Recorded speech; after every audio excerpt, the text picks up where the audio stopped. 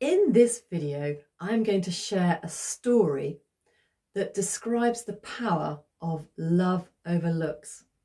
If you're somebody for whom looks on a date is really important, then this story will really speak to you.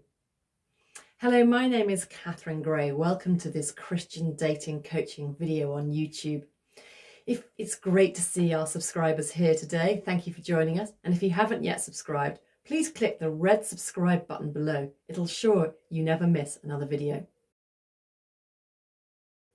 Okay, let's get going. My husband and I attended a Care for the Family seminar, which was led by Rob Parsons a number of years ago. He shared this beautiful story that really touched me, and I want to share it with you today because it has so much truth in it for our lives, and particularly for dating. I hope you'll be as touched by it as I was, and I'm going to read it to make sure I get it right. John Blanchford stood up from the bench, straightened his army uniform, and studied the crowd of people making their way forward through Grand Central Station in New York.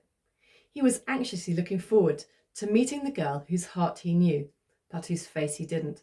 The girl who had said he'd recognise her by the rose she was wearing in her lapel. His interest in this girl, a Miss Holly Mennell, had begun 13 months before when he'd started a pen-friend relationship with her. Soon after they'd started writing to each other, John was shipped overseas for service in World War II, so his chance to meet her then had disappeared. During the 11 months, they grew to know each other through the mail. Each letter was a seed falling on a fertile heart. A romance was budding. Blanchard requested a photograph from Hollis, but Hollis refused. A few months later, he asked for another one. Again, she refused. Hollis felt that if John really cared about her, it wouldn't matter what she looked like. When the day finally came for him to return from Europe, they arranged their first meeting, 7 p.m. at the Grand Central Station, New York. "You'll recognise me," she said, "by the red rose I'll be wearing on my lapel." So at 7 p.m. he was in the station looking for the girl whose heart he loved, but whose face he'd never seen. This is what happened in John's words. A young woman was coming towards me, her figure long and slim. Her blonde hair lay back in curls from her delicate eyes. Her eyes were blue as flowers. Her lips and chin had a gentle firmness, and in her pale green suit she was like springtime come alive. I started towards her, entirely forgetting to notice that she was not wearing a rose.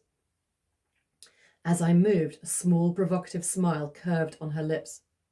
"Going my way, sailor," she murmured.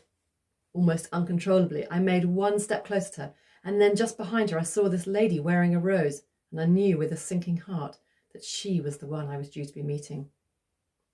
This lady appeared to be a woman well past 50.